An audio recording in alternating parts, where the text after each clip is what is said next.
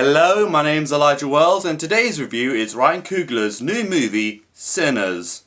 The movie follows Michael B. Jordan's dueling characters, as in he plays two characters, being Smoke and Stack as twin brothers who return to their hometown in Delta, Mississippi after their numerous run-ins with the law and crime and their association with Al Capone in Chicago in the 1930s. But now they have returned home, they want to start a new chapter and turn over a new leaf by opening up a nightclub, essentially, in the middle of rural Mississippi. But, however, the opening night does take a very unfortunate turn when they're repeatedly stalked by vampires. But when things get a little bit more hairy and a lot more out of hand for all the people involved, it's up to both Smoke and Stack to essentially salvage the night, even with the face of atrocities being vampires. The new film by Ryan Coogler, particularly this is his first original film since his 2013 debut film, Fruitvale Station.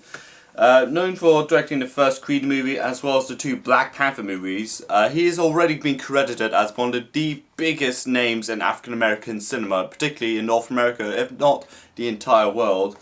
Particularly with him, not just with a budget of $90 million and have enough freedom to shoot this on IMAX film or IMAX 65mm or IMAX 70mm, which could show how much creativity and of course how much control he has granted over the years, particularly the incredible and intense hype around this movie.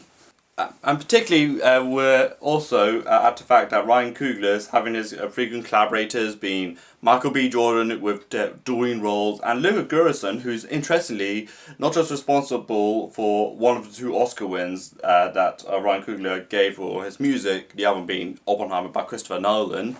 but also he apparently visited the set numerous times to a point it was almost on a daily basis or weekly basis that he ended up getting executive producer credits, which does make sense if you think about it given how very music centric this movie is.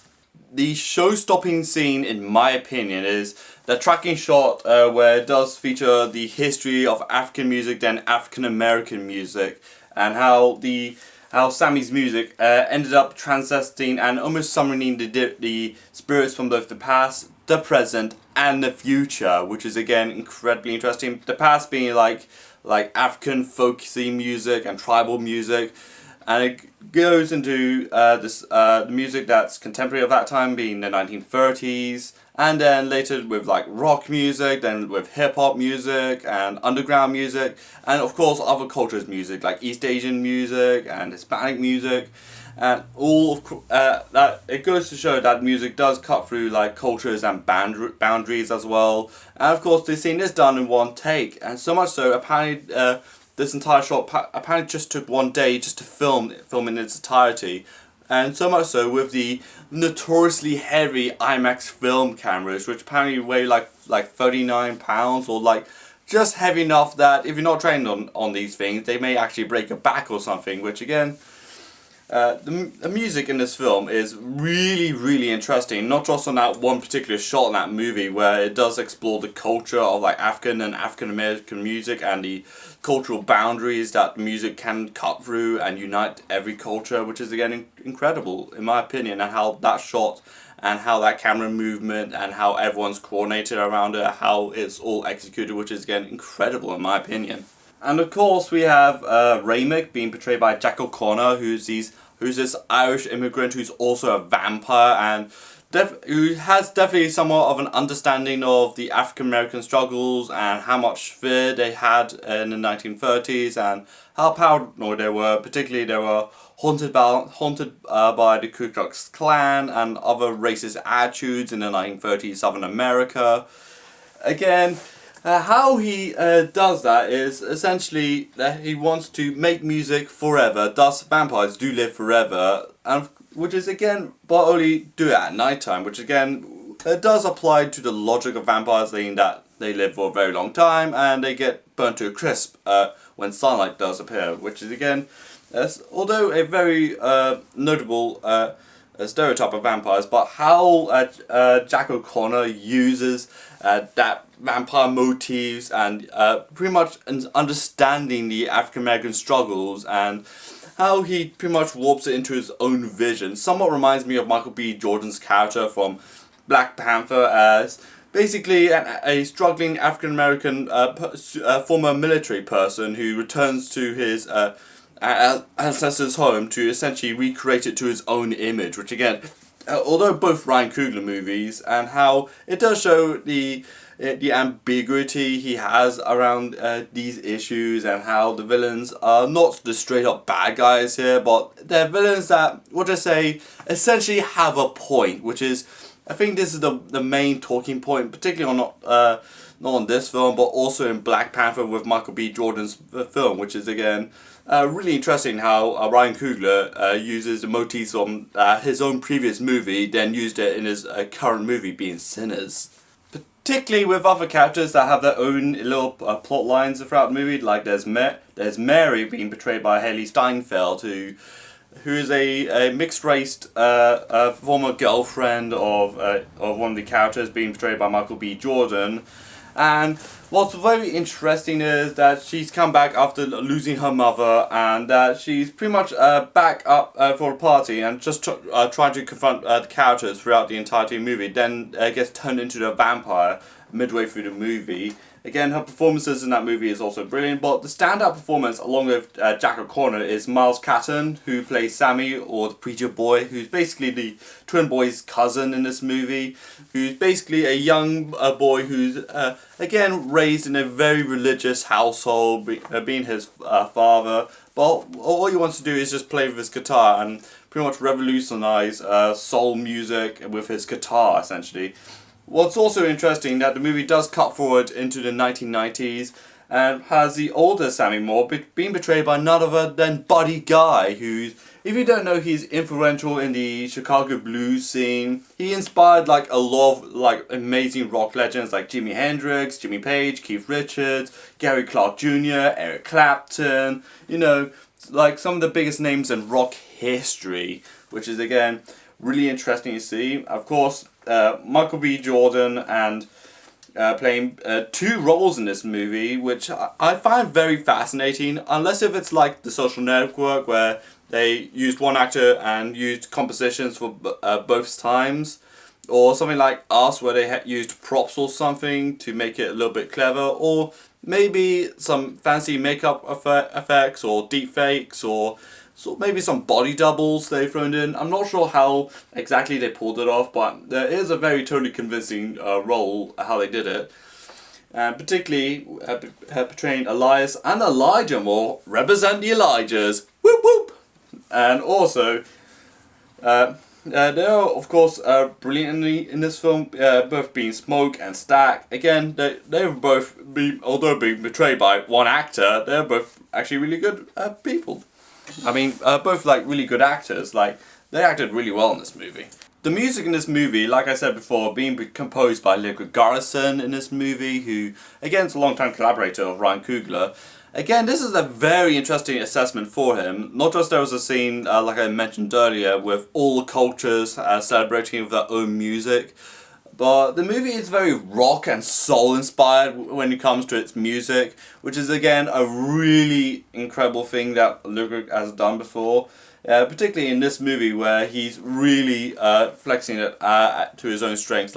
Although, like I said earlier, he did compose or produced a lot of music, particularly with Haim and Childish Gambino, and also Kendrick Lamar's Scissors track All the Stars from the Black Panther movie, which he also got a nomination for. Again, this is a very interesting depiction of how he did music. Like, he does have a massive understanding about the history and the texture around it, particularly in that one particular shot where it does depict the cultures and how all that entire heart just gets burnt down while everyone just celebrates their music, which is again a very beautiful scenic scene, and the music just further thanks it in sense of a word. I meant to say compliments that, but anywho, again, a very interesting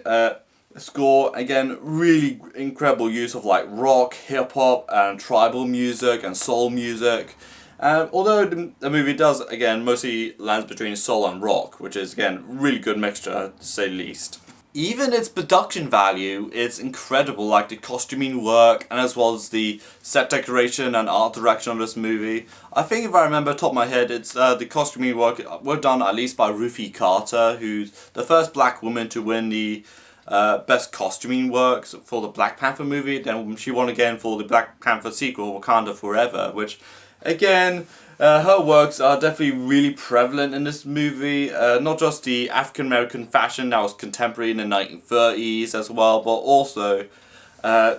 designing the world around it. Although it does take place only in a couple locations, being the movie almost takes place entirely in the Mississippi Delta, particularly in the really rural, like Southern America, Jim Crow era, which is again how the sets somewhat convey the film's history and how really seedy the world is, particularly for Elias and Elijah, who pretty much are navigating their home world that's now different from their childhood, and how they do a lot of world building, particularly as they've did say we've learned that they've been to Chicago. At the end of the movie, one of them does return to Chicago at the end of the movie, which again, really interesting how the set decoration and art direction, particularly in the nightclub scene where a lot of the movie does take place in, and how the lighting does work to its great advantage, and how even though it's not the biggest set that Ryan Coogler has envisioned, but how he essentially creates that world essentially almost reminds me of something like Spirited Away by Hayao Miyazaki, as I think there was that video that came out on YouTube where you can do a lot of world building even in a more smaller, more compound area as a juxtaposition to something like Lord of the Rings, where you can do world building that spans across countries, spans across lands, even spans across continents, or something like, again, like Spirited Away, where you can do loads and loads of world building in a more smaller and more compact package, which is something that Sinners does to that logic, in my opinion, which is again really incredible to how it got demonstrated. With a very ambitious concept, Ryan Coogler just really does the best he can to execute it, and he does execute it to thunderous applause. The ambitious music by Ludwig Göransson, how he genre bends between rock and soul, the acting of Michael B. Jordan and Haley Steinfeld, Jack O'Connor, and as well as the debut performance of Miles Catton, and how they have their own struggles and how they somewhat interweave them. The production design and how the production value and the costuming work is incredible in my opinion. The music is incredible, and the film's themes of a Jim Crow 1930s Southern America, how that is conveyed in more of an allegorical sense of like vampires, and how Jack O'Connor's is not the most ordinary villain, not the most obvious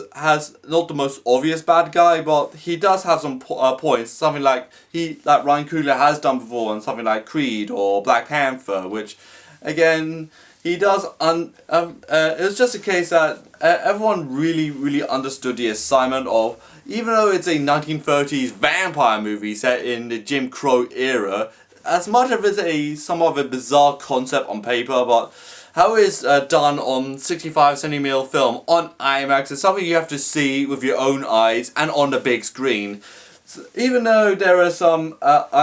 things that I'm still wrapping my head around this movie, particularly the movie's ending, but in my opinion, this is an incredible movie. Like, I cannot implore you how much more I really like this movie. So for Sinners, I'm feeling an 8 to 9 out of 10 on this one. So, what do you think of Sinners? Let me know in the comments down below. Like this video, subscribe to my channel, follow me on Twitter, Instagram, Blue Sky and Threads, and dislike Wells. And bye, and also follow me on Letterboxd.